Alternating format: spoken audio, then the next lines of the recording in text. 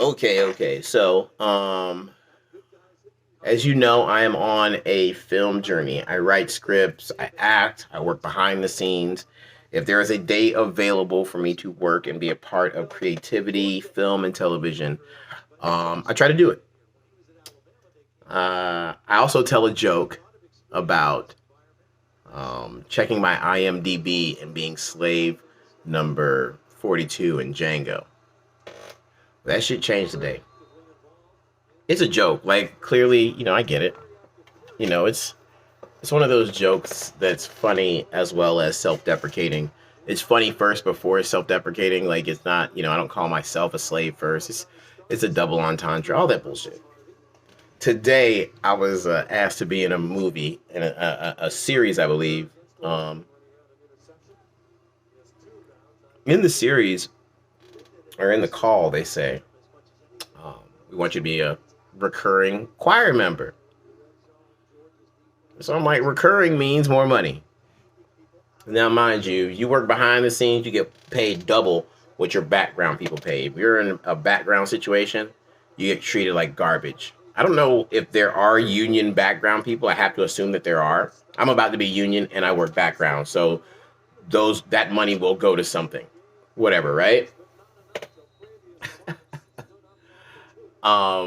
Background people are treated like garbage. They're nothing, man. They get paid $150 to $200 for the day. After taxes, that comes out to about 90, maybe 100, depending on where you live. The cast and the crew members get real food. The background gets whatever's left.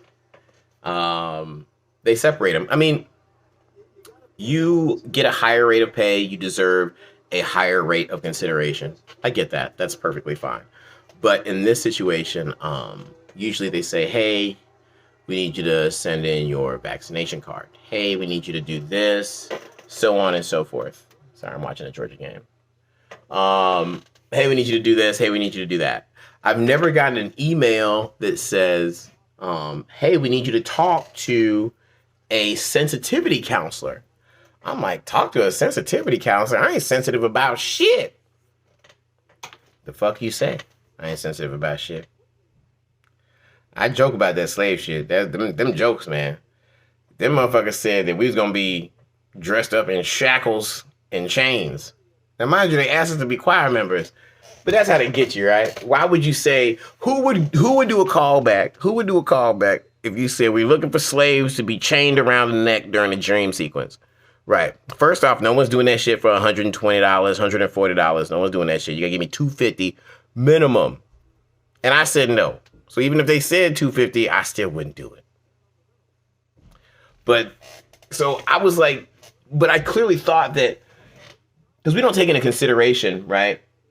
We don't take into consideration how many slave movies there are, how many slave reenactments there are, this, that, and the third. Somebody's got to play these people, right? So when they brought a psychologist to talk to a Zoom meeting full of black people, when they were like, hey, what are we actually going to be doing? They said, you will be shackled. Now, this is funny. So when they say that you should be shackled, I'm late to the party. I'm trying to cook and get everything ready for the fam. When they say you should be shackled, that's when I come on. Like, the fact that these YouTube videos get made at all is a miracle. I'm not gonna lie. It's a miracle because I'm technologically inept. I don't have, some people are tech savvy. I am whatever negative tech savvy is. I'm the opposite of that shit. Like, I still write letters and send shit by carrier pigeon. Like, that's my life. They asked us as a group of like 20 people, 20, 30 people on this Zoom call. Now, mind you, I know some people make a living off of background acting. They do speaking parts, they shave, they do this. They are integral parts and reoccurring characters. And because you got to understand, for instance, if you're in the West Wing and they're always in an office in the West Wing all season long, well, then you need to be in that office every season long if you're playing background. So that increases your pay, consistency. You get to build a reel. You get to really kind of build your film career, your acting career. I wasn't getting called for I wasn't getting called for other jobs, and I love film and television, and I feel like it's where I belong. And I write, and I just need that knowledge. Luckily enough, I have a fucking amazing woman that supports my dream and shit. But that shit's getting tight, so I gotta be there, man. I gotta fucking be there. So when they said reoccurring character, I said, bet, run it, baby. I'm doing this. Man, we went to that meeting today, and they was like, listen, you will be shackled in chains. Now, what they don't tell you about background work is that you get there early. So, if you've ever been in the military or the film industry or any kind of regimented situation, you understand that you're hurrying up to wait. If you don't understand that term, it's like we hurry up to wait. So you rush so you can stand still. You rush so you can go stand in line. You rush so you can do this. You do all this rushing so you don't have so you can wait somewhere else. That's the idea of it. So then, of course, when I get on there, I hit video, whatever. I put myself and my voice on the Zoom calls. Usually my Zoom calls are with like 2 people, max 3. I think is the most people I've ever had a Zoom call with. There were like 20 people on a Zoom call. I get on a Zoom call. As soon as they say shackles and chains, I'm like, damn. My girl came from downstairs and all kinds of shit. She was like, so what happened? Let's end up there. So I hear shackles and chains, and then I realize because people are laughing and making faces on the Zoom call, I realize that they can see me and hear me. So then I'm trying to get off the Zoom call. Like, it's real bad. It's all fucked up. I'm a goof troop like that, though. I'm just not that. My timing is bad when it comes to talking. I'm loud. There's a litany of things that I do incorrectly in social. Honestly, most of the time in social gatherings, I'm on point. Unless I'm speaking my true feelings. If I'm on point at a social gathering, that means that I understand what the job is. I've been told what the assignment is, and I'm going to focus on that. And that's all I'm focusing on. I'm going to be quiet when it's time to be quiet. Like that's some job shit. But if I'm comfortable and I'm in my own space, I just be like, what the fuck? Like I'm working on it. I'm trying to be a professional. I'm trying to be mainstream. And you got to work on that type of shit. Ooh, sorry. Game's on.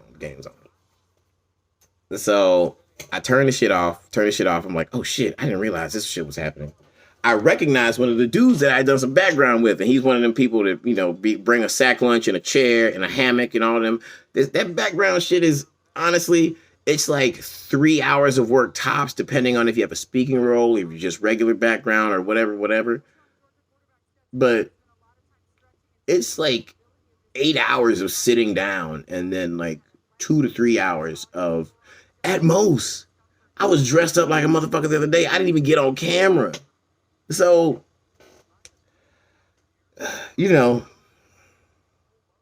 but some people want it bad, right? Some people want it so bad. Some people want to be part of the industry so bad. Today I realized that I was not ready to be a part of the industry. And now I'm a part of the industry, but I'm not ready to make those sacrifices. So they started asking real questions like, how long will we be sitting around in shackles and chains? Like, for instance, let's say you get there at 10, like this was the last show I did. I got there at 10:30 in the morning. We left at 10 o'clock that night. I was in costume from 12 to 9:30. Didn't get on.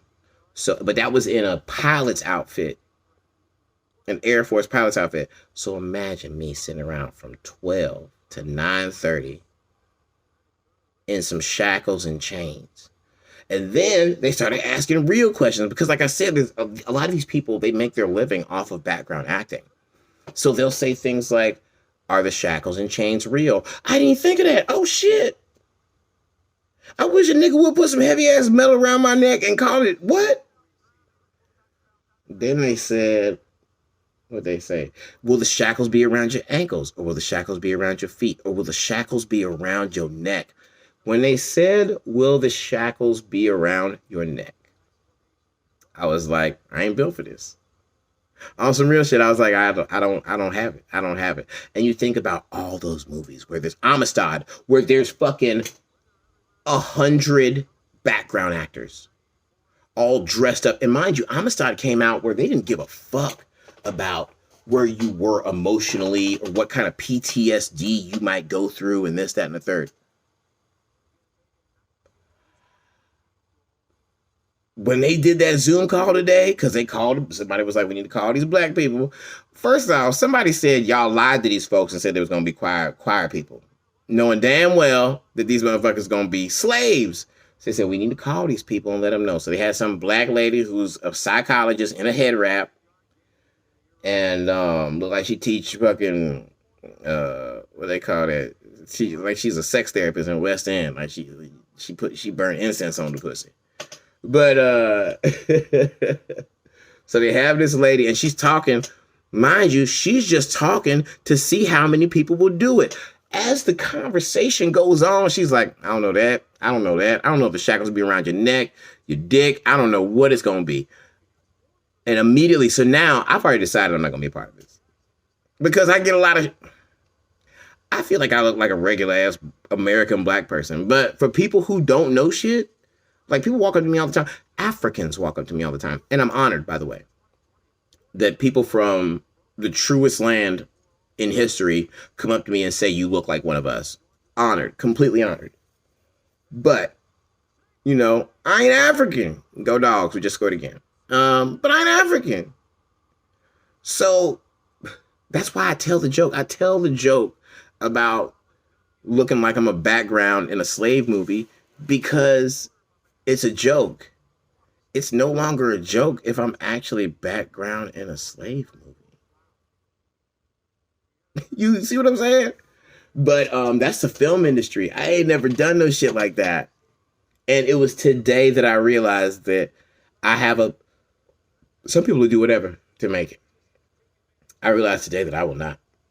Which bodes well for any other suggestions the Weinsteins of America might be coming at me with. Also known as the P. Diddy's. I feel like P. Diddy is the black Weinstein.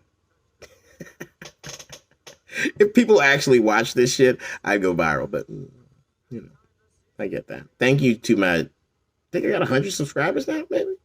Appreciate y'all, man. Y'all like and share this shit. But those are my background stories. I'm going to tell y'all stories about film and television and all kinds of shit. There'll be skits on this channel. Tim's got a YouTube channel. It's got some range. I'm writing right now. I'm writing this movie, and it means a lot to me. And if I don't finish it, if I don't finish it by my birthday, I have so many reasons to be depressed on a regular basis. If I don't finish this fucking movie, I will validate shooting myself before Christmas. So, oh no. I was joking. I feel like that's one of them YouTube flag things. Don't flag me, man. I ain't really gonna kill myself. Look at me. I'm gorgeous. But yeah, man, I got a lot of really questionable self-esteem issues happening right here in my own home. So I can tell you right now, I'm gonna finish this fucking movie. I'm gonna get a new dog. Even though my dog knew, I gotta get a new dog. So, but yeah, man, they asked me to be a slave today. And I was thinking a whole bunch of shit.